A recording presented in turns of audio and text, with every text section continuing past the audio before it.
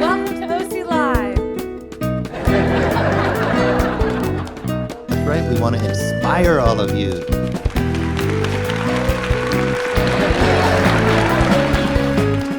All kinds of acting, theater. It's going to be a great couple of semesters. Once in a lifetime. They are your friends. They are my family.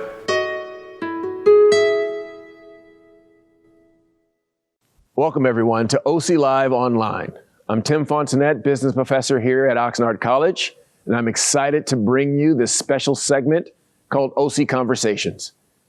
We're going to be tackling some tough discussions and topics such as racial inequality, social justice, and a whole lot more. Now, I'm ready to lean in, even if it's going to hurt sometimes. So please join us, because I can promise you a couple of things. Number one, you're going to enjoy it. And number two, you're going to learn a few things. So come on. I can't wait to see you at OC Conversations.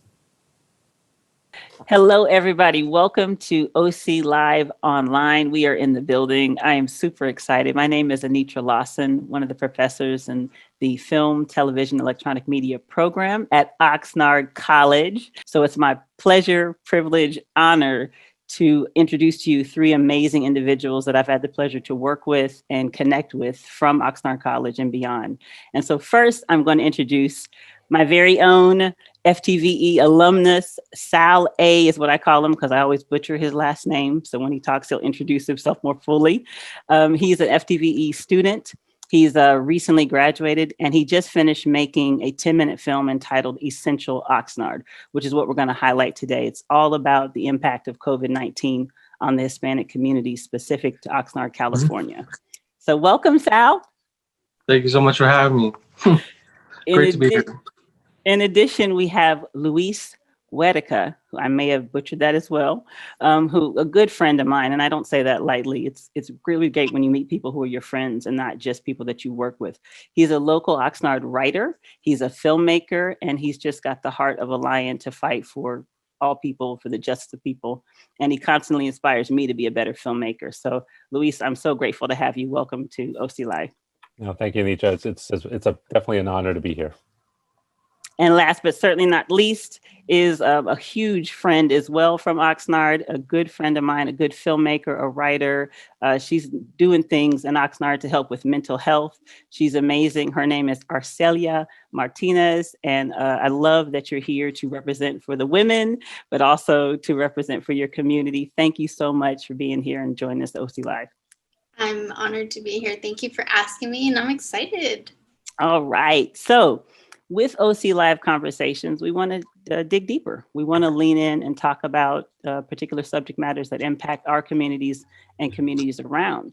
So we'll start with Sal. Sal produced, directed, and wrote, and shot, and edited, like a full auteur, his film, Essential Oxnard. So I'm going to dig in, because the first thing that hit me was the title, right? You titled it Essential Oxnard. Tell me what's behind that title.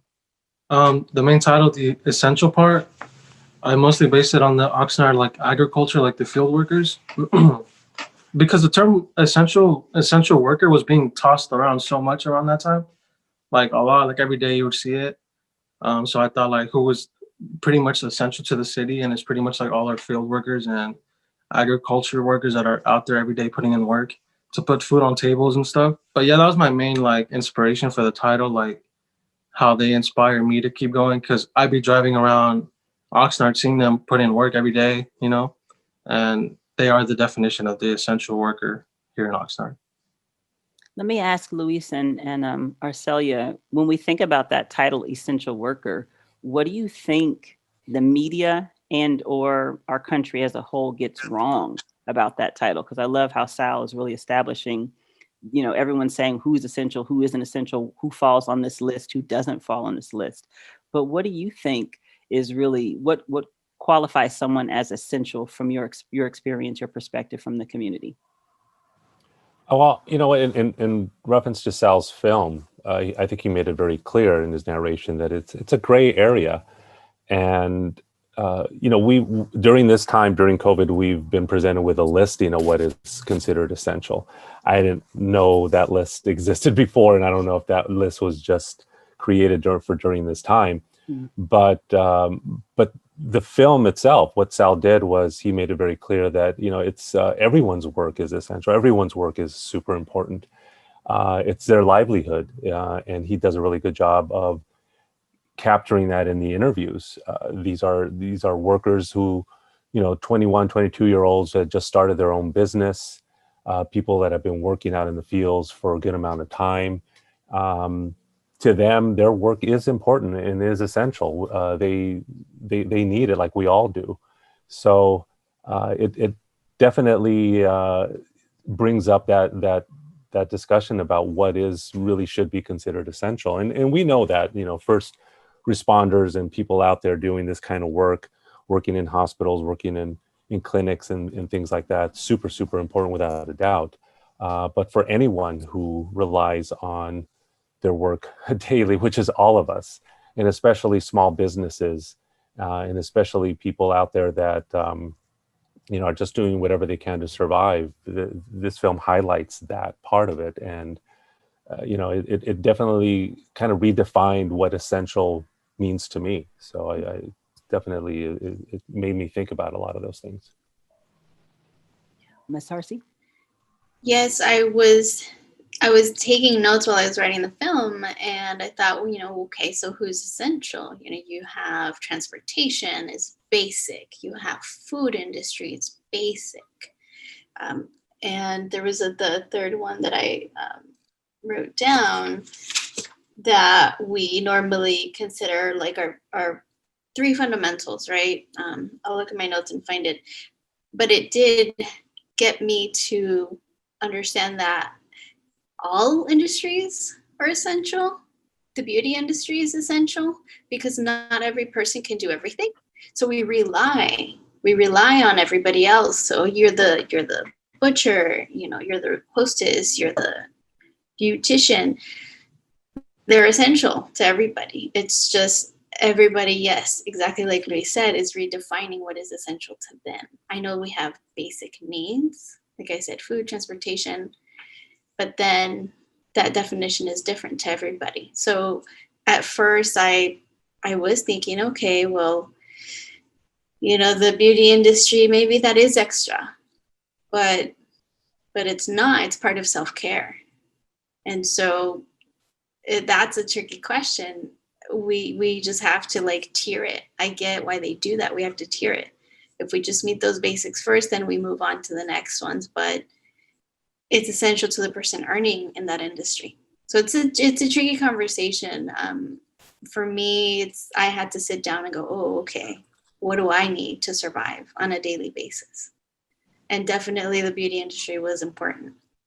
So, you know, and I have family who has their own salons. So how do I say, oh no, they're not essential when this is how they make a living? So it's a tricky conversation to have. And I do think each person, each city kind of has to assess that to what their as well city needs are, right? Because the city has to run a certain way. Oxnard is agriculture, a different city is a service industry, and so on and so forth.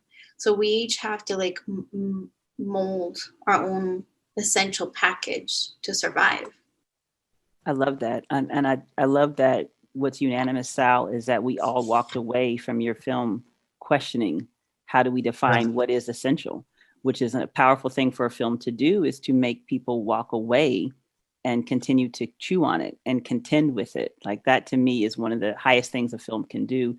And I have the same sentiments of Luis and Arcelia that I kept thinking, wow, how do we define what is essential, and who gets to determine that? So that leads me to the next question is, what inspired you to make this film? We understand, you know, the titling of it, but take us through the process of deciding I'm going to make this film. Yes. So this film, I made it for Miss Lawson's final project for her introduction to audio production class. And I knew from the beginning of the semester that I really wanted to make something special. I think I told you one day after class, I don't know if you remember, but I was like, Miss Lawson, I'm going to try to make something special. I'm going to try to, I guess, overachieve. I'm going to really try to put in the time to make something cool. And at the time, I knew I wanted to make something Oxnard based. And my original plan was to make like a Oxnard little like travel film, kind of like showing all the cool spots, like showing all the best places to eat and stuff like that. So that's what I originally wanted to do. And then like COVID happened and we had to stop going to school. And then we had to learn how to use Zoom. And it just made me take a step back, you know, and I didn't really want to do that no more because during that time, everything was pretty like dark and gloomy and nobody wanted, like, everything was pretty negative at the time. And it made me take a step back and realize like, I don't really want to do that anymore. And I really wanted, and then I thought to myself, I'm like, I think I'm living in a historical event right now. Like, I think nothing like this has ever happened in Oxnard, at least. And I'm like, someone should document this. Someone should step up and get a camera or whatever, the phone, and document this. And I'm like, why can't, I'm like, I'll just do it myself, you know, and I'll do that for the final project. And I remember that I was in bed that night and it kind of hit me. I'm like, okay, I'm going to do that for my final project, you know? And I only had like a month left or like 3 weeks left for the final project. And I'm like, okay, I'm gonna try to make it happen. And I was like, okay, I should talk to some business owners. I should talk to how people are handling it, some people in the community. I knew I wanted to talk to some field workers, but I didn't know how I was gonna make it happen. But everything worked out the way it should. Or everything played out in my favor, thankfully. And I made it happen. Feeling blessed and happy to present this film that I made, especially for anyone that lives in Oxnard or is an Oxnard native. I named it Essential Oxnard, touching on how the early beginnings of the pandemic were affecting Oxnard as a community and some of its essential workers. So I hope you guys like it.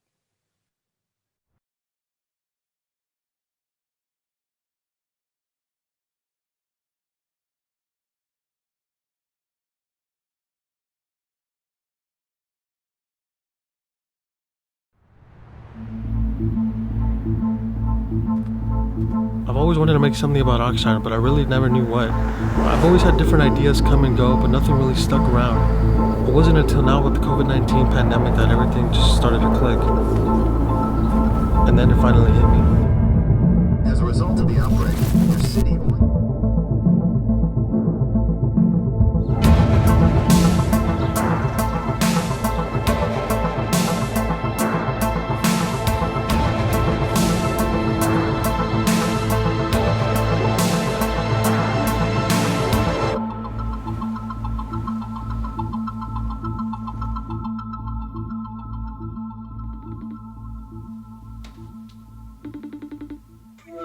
Yo.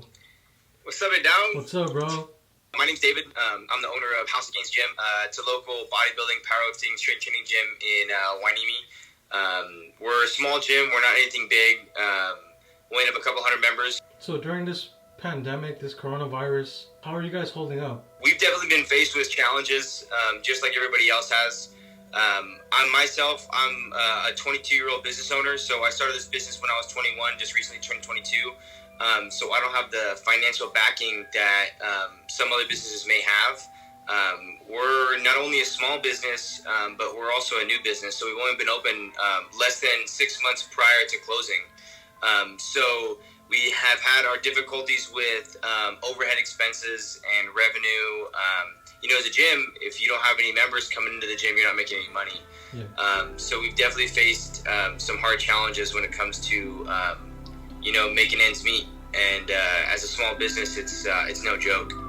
Are they giving you guys like the benefit of the doubt right now, or are they still demanding stuff from you guys, or how does that work? So we were able to make some negotiations with our shopping center, as what most businesses usually do.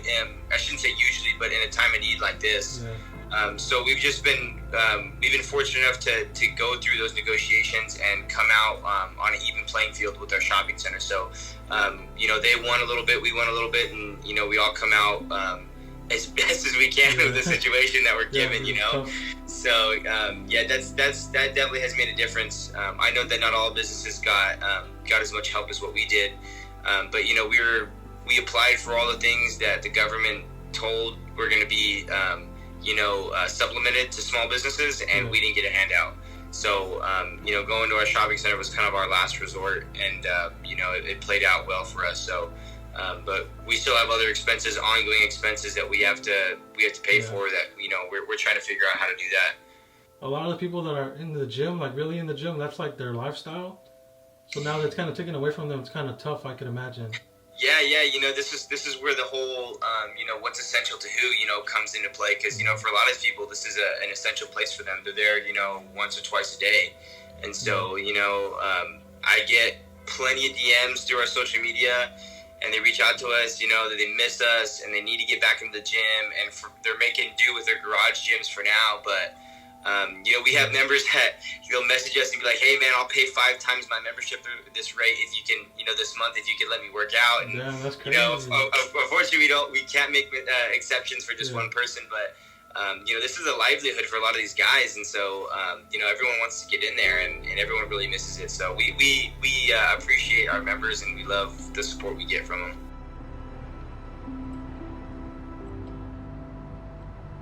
And just like that, businesses all over Oxnard had to close, and only essential businesses are still open today. But there's a gray line on what essential really is. Essential can mean different things for different people. Even schools had to close, leaving students all over Oxnard to try to get through the rest of the year without any face-to-face interaction with teachers.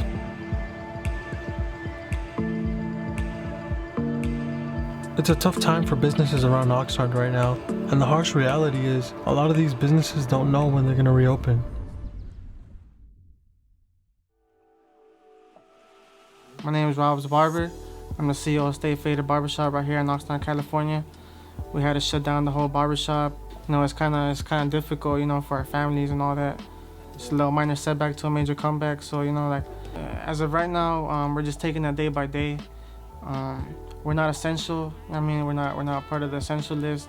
So we just have to, be smart about it and have a plan for when we come back. It's kind of that's the hard part, because they want us to stop working, but the bills don't stop coming in. You know what I mean? So it's like, that's the tough part right there. Then when everything comes back to normal, I feel like we're gonna be super packed, man. Everybody's, super beastie. Everybody, nobody has fresh haircuts, so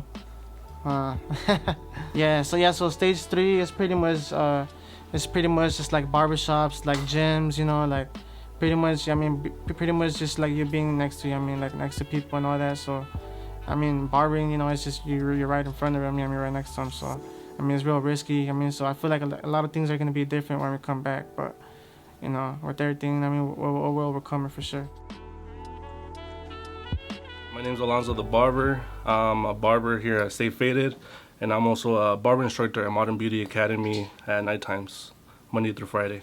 So my barbershop where I work at, Stay Faded, it had to be closed too, and man, that was pretty abrupt too, because we haven't even been open for a year. Usually when we're open, a business has to be pretty good for a solid year, and we're doing good, pretty good, but it just sucks, because there was still a lot of work that the owner and the barbers wanted to do here at the barbershop, and now we can't, and we don't know when we'll be able to proceed with that work. So when the barbershop was closed, I had to do what everyone else was doing, be at home, wait it out. What are we going on into like our second, third month now into this? I lost track of days, just had to go on lockdown like everyone else, can't do anything, can't cut. That's all I do all day, 14 hours a day, so it's just being at home. But it's a bittersweet thing, I get to be at home with my wife. We just got married too, At the same time, it sucks, not being able to be at school with my students or be at the barbershop with my colleagues and my clientele, which they're pretty much like my friends, So my thoughts now entering phase 2 and us being third, it really does bum me out, It really did hit home, that one, because now it's another amount of time that we have to go without knowing, like, how long it is so we can go back to work, I want to thank all the essential workers here in Oxnard doing their job throughout this pandemic, and I'm really happy I got to thank some of them in person.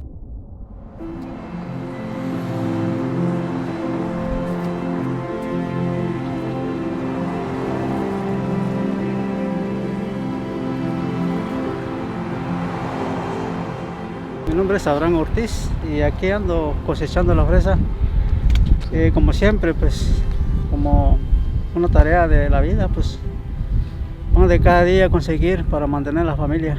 Damos gracias a Dios porque nos dan la oportunidad también de estar aquí y apoyar lo que se pueda. Y a eso venimos en este país. Coronavirus, esta crisis, la pandemia que se presentó en este país y en todo el mundo. Tratamos de mantener una distancia de 6 pies. Cada persona pues tiene que usar su tapaboca, guante, cubrirse lo más que se pueda para evitar el contagio.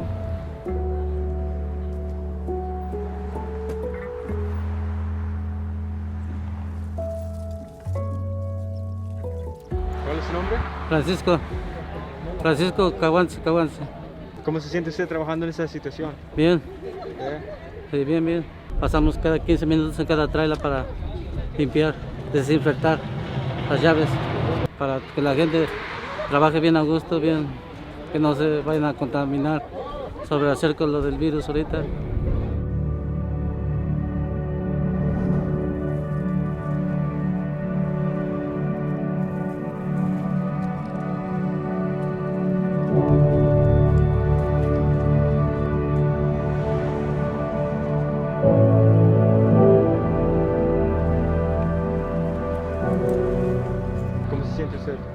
Pues bien, es un trabajo que a mí me gusta.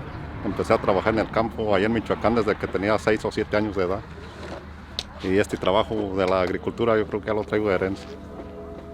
¿Qué piensa de esta crisis usted? Pues por todo lo que he mirado aquí en esta compañía o en este rancho hemos tomado las precauciones de seguir todas las reglas del estado, todas las recomendaciones. Mantener todos, por seguridad de todos, taparnos toda la boca. It seems like every day we get an update on what's going on here in Oxnard and all over Ventura County. We don't know when or how everything is going to go back to how it was, but what I do know is that people from Oxnard can probably get through anything.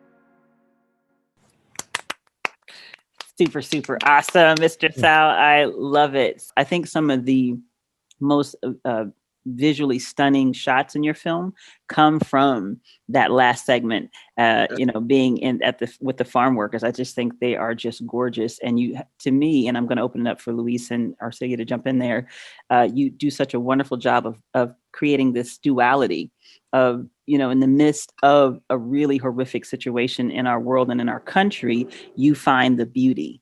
When I say beauty, meaning you make this environment, this space look beautiful. And I personally loved, I put a note, I think it's Abraham who talked about the importance of doing this for his family, and that it was an honor to be out there and do those things. And he thanked God that he was there.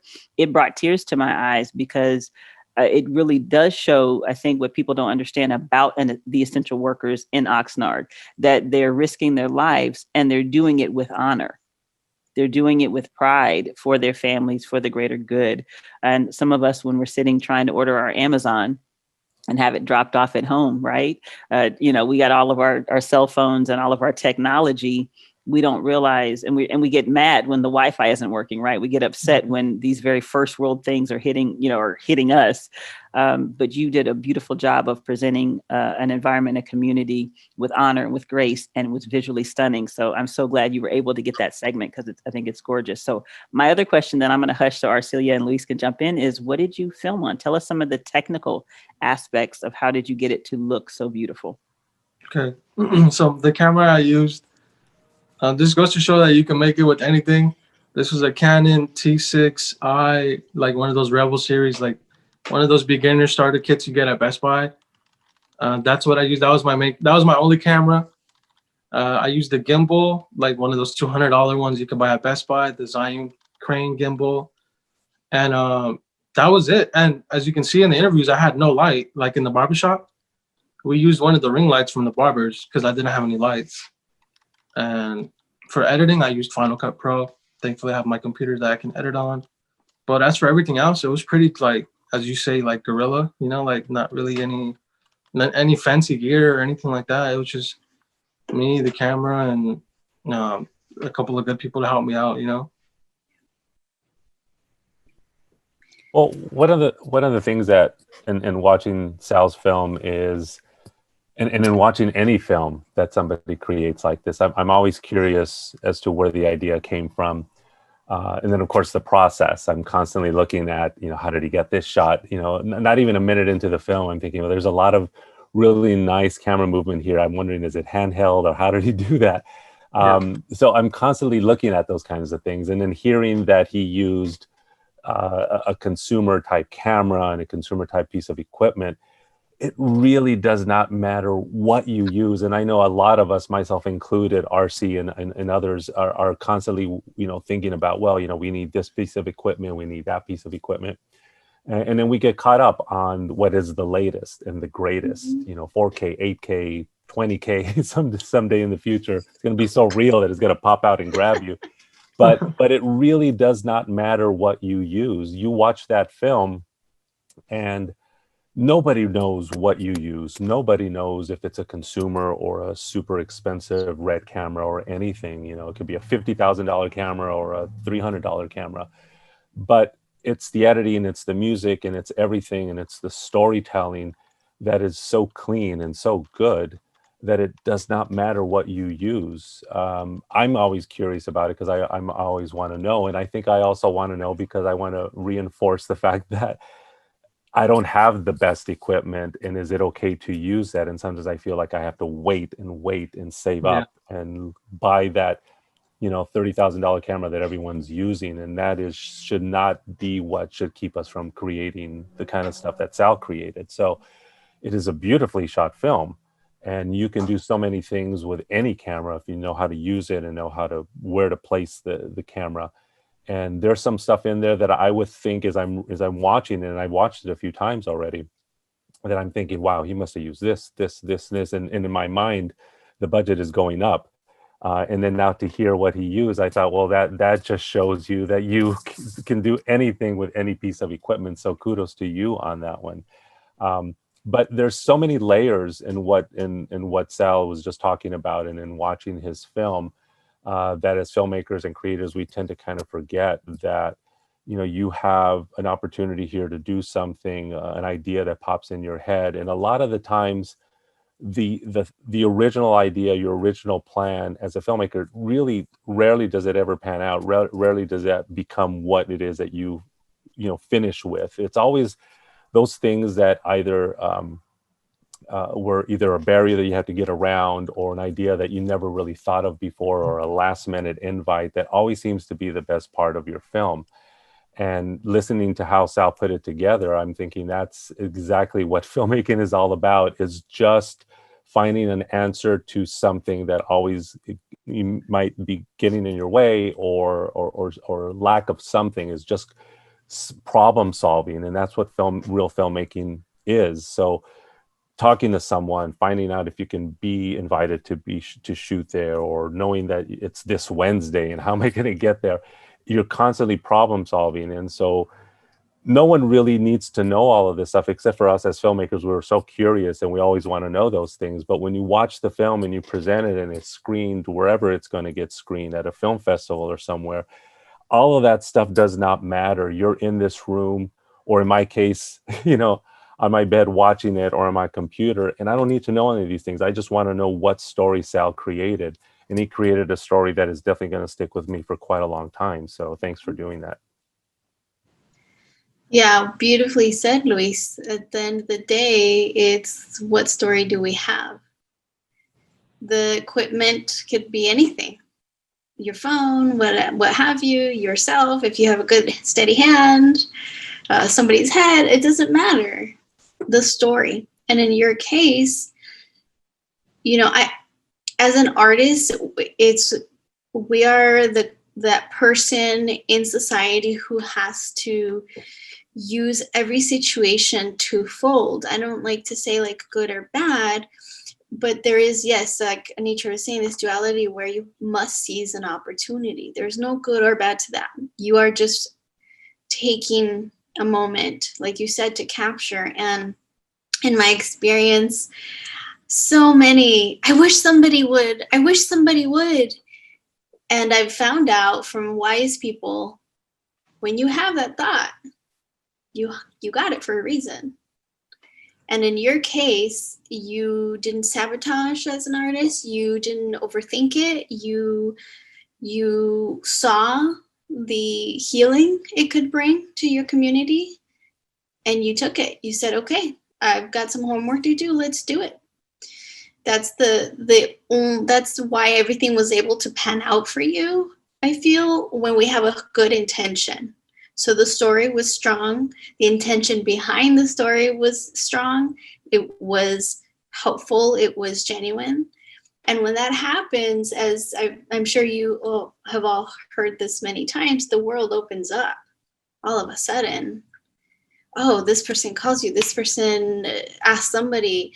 And then you go, oh, like you were freaking out. You're an artist. You're like, how's this going to happen? And it's happening for you. It's just, are you taking are you taking notes? Are you taking the steps or not? And I love that you said that, though, that as an artist, yes, you freak out. Yes, you're not sure how it's going to happen. It's taken me very, very long to accept that that's part of it. Now, it's the talent we have is refining how long we stay there. The quicker this turnaround of idea, fear, moving forward is, the faster we can do things, right? But in order to not get stuck on fear, that intention and that story need to be much bigger.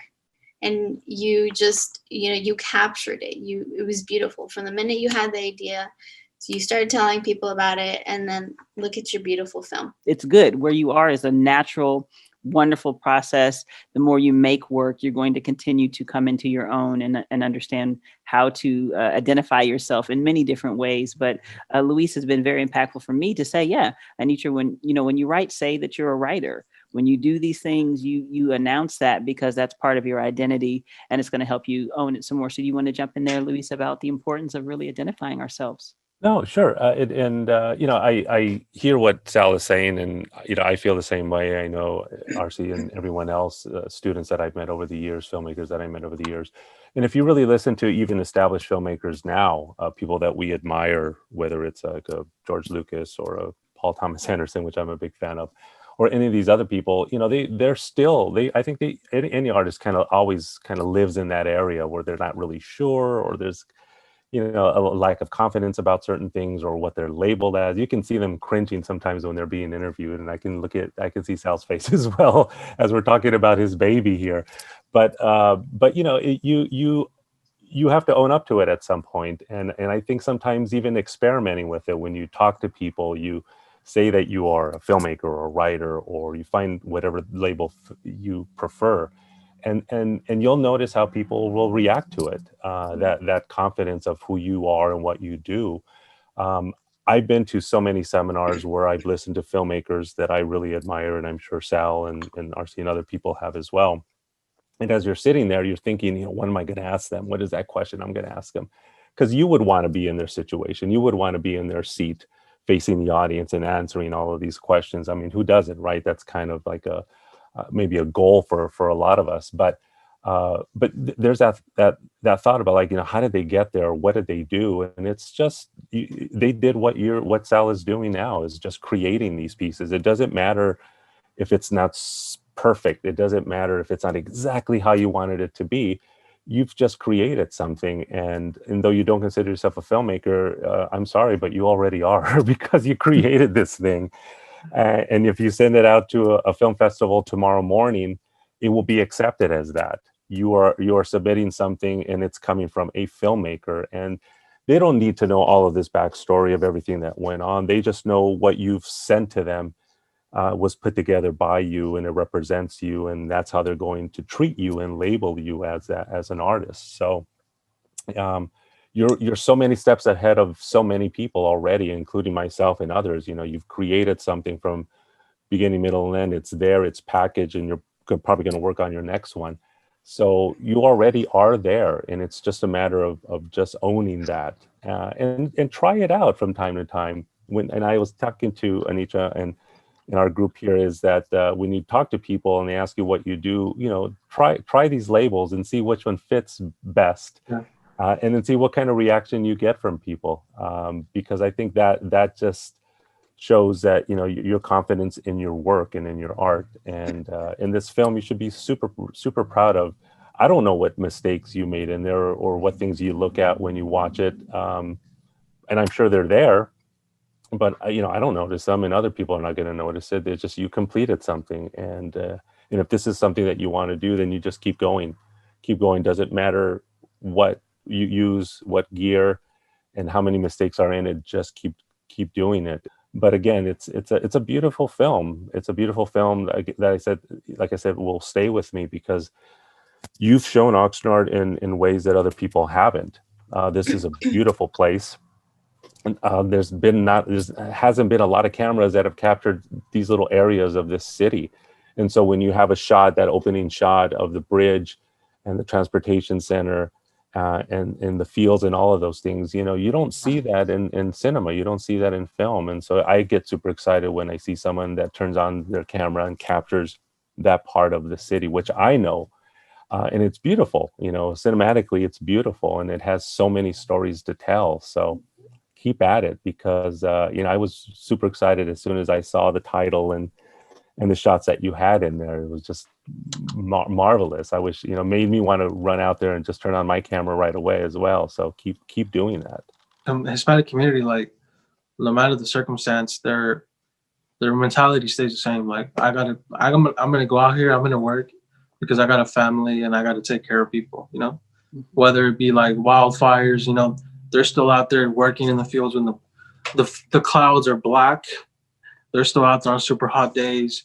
Like 5 a.m. they're there making like $2 on a box of strawberries. So the more strawberries they make, the more money they make. So that's why they're out there hustling. So, you know, I mean, they're out there putting in work, zero to no benefits. And I feel like we got to thank them, you know. That's why I really want to shed some light on them and get them on camera and get them, giving them even if I can give them a small voice to talk about how they feel, and just showing that they're actual human beings too. They're not just like people here just working, you know, like they got families, they got lives, they got problems, they have stuff to worry about, you know? So as I watch your film and as we continue to have conversations about the impact on the Hispanic community, and the couple of times that I've watched it and I go back and revisit, it's almost like it's setting us up for even more stories for Oxnard, more stories for the Hispanic community. So that's my question. Are you going to continue? Is there going to be a sequel? Is there going to be more installations and chapters for this story? And or what's the next thing that Sal is working on as a filmmaker and a storyteller? Yeah, so it's cool you say that, because like a lot of the reactions that I got to it from my friends or people online, that they were saying it was more like of a build up, you know, like it was just building up and then it just ends, you know? And I was just like, and and David, the gym owner, he told me, man, I was ready for like another hour or two, you know? Yeah. And it's crazy because I feel like Oxnard has like an unlimited amount of stories. I think the film has so many different layers. And one of the reasons why I've watched it a few times is because I always took something different away from it every time I watched it. There's one thing that I don't think any of us have really talked about here is that, this is a wonderful film, and it's telling a story about the people here in this city. And that is something that is not only lacking in cinema, but is also lacking in news coverage. So one of the things, I'm a avid, NPR listener, so it has such an NPR vibe to it. And it makes me think about, again, the fact that we are not in the news hardly at all, unless something really bad happens or there's a strawberry festival or something happening. But other than that, there's so many stories here. So that's why I'm excited when I see images of this city on film or video. And it's something that needs to be done a lot more. Every person here has a story, from the people that Sal interviewed to other people that we just, when we see them, when we're driving by the fields or run into them anywhere here in the city. And there's just a treasure of so many stories that have not been told about the city. It's one of the focuses from the writing that I'm doing. So when I see a film like what Sal just created, it's like, we need more of that. We need documentaries, we need just other narratives and just stories coming from here, shot here. This is a beautifully, like, just cinematic city. There's so many corners that no one has ever seen before, and so it's exciting to see that captured on film. And so I encourage Sal to do that and other people to continue doing that, because we just don't get the attention that we definitely deserve. And maybe that's a good thing for us as filmmakers, because we can start something really big here that no one else has ever seen before. So I applaud him for doing this, and I'm looking forward to your next project. So thank you. But even being here right now, it's pretty surreal hearing people call me a filmmaker, or someone saying that or like how someone watched it 4 times. It's just pretty crazy to me, like someone watching something that I made out of like this idea that I had. It's just pretty crazy. I had no idea how people were going to react. So I posted a little teaser to my Instagram, like showing the people on like social media that I was going to post it. And I was like, okay, I'm going to see how this goes, because I've never posted anything like this. I'm like, this is like a whole documentary. Like, I had just been posting little edits, like cool little edits here and there. And the feedback was so good. Like, because everybody, I feel like for me, like seeing Oxnard in people's videos or on TV or anything like that is like the coolest thing ever. Mm-hmm. So like other people from Oxnard seeing this little documentary about Oxnard, I feel like they felt the same way, they were sharing it. And I have to go cut in here. I love that you say that you wanted to represent Oxnard. After I graduated Oxnard College, I applied for a local grant, which they still have, letting you know, to apply. And I made a short documentary about Oxnard. And I got these 2 versions of what Oxnard had been. I'm new to Oxnard. I've only been here 15 years, and I've only delved into the arts piece of it for the last 5. So I was just kind of a resident here, just kind of living for the first 10. And then after I kind of, lived in different places of Oxnard, different neighborhoods, and I started to get into the arts aspect of it, then I really got a good picture. So when I made this documentary, I was sharing with people the beauty that I saw here, the hard work, the resilience, the camaraderie, the community, and I did. I got, what? That's not Oxnard. And they were people who had left because they had left during rough times. So, and I love always to share this. I went to an I'm a part of a couple of organizations, filmmaking organizations in LA. And I will drive out there. I will drive out there when we could and, show up to the meetings and mingle and network. And they say, where are you from? And I say, oh, Oxnard. And I kid you not, I get up and down looks. And they go, oh, because I'm clean, I'm well dressed, I'm well spoken, I'm educated, I'm artsy. And they go, oh. And I love to kind of go, yeah, you just got a new point of view there. Good for you. Because that's what we need, right? And I am just so happy when I see projects like yours. They elevate Oxnard. They make us in a beautiful light, remind people that there's everybody here. Oxnard is diverse. You have the field workers and you have, people who own houses by the beach. But that's the beauty of this town, that you can have everything and anything in one place, and it keeps us humble. I'm pretty sure whether the people who live in, the beachfront homes, whether they notice or not, has to impact them somewhere to be just a drive away from a field that they can later buy their groceries at the farmer's market. It's cohesive, and so I just love to keep reminding people, do it, show things about Oxnard. That's what we need. We want to change the point of view of people. Thank you so much for the opportunity, for having me here and giving me this platform for today. And hopefully at least one person was inspired to make something, because I know a lot of Oxnard, because I know a lot of people from Oxnard have inspired me. So I just want to give thanks. That is so awesome. And so it's been my honor and pleasure to have Sal as a student.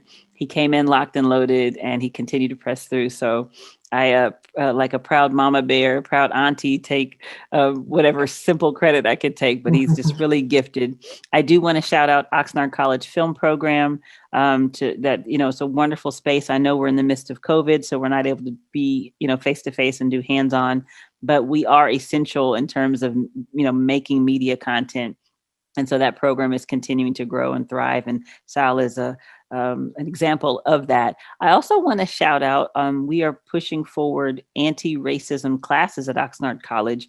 And so this is, again, a space where we can learn from each other, grow with one another, and learn more about the communities that maybe we're not a part of. And so a couple of key classes that are going to be coming in spring 2021.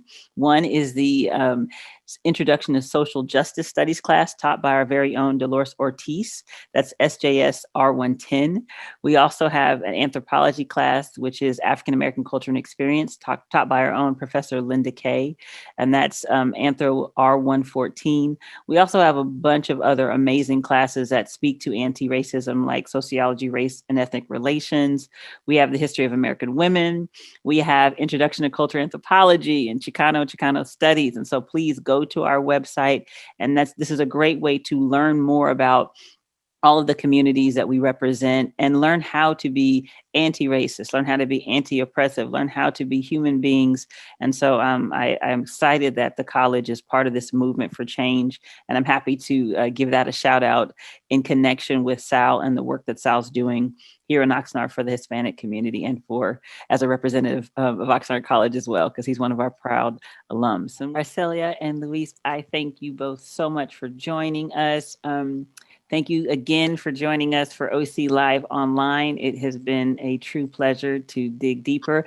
Everyone's information is in the link in the bio, so please, you'll get more information about Arcelia, about Luis, and about Sal's film work, and please follow them, connect with them, and stay connected to each other. The goal of OC Live Online Conversations is just this, to converse with one another, because that's how we grow, it's how we learn, it's how we become better. So stay safe, stay sane, and go watch some movies and watch some films, okay? Thank you, everyone. Thank you. Thank you so much.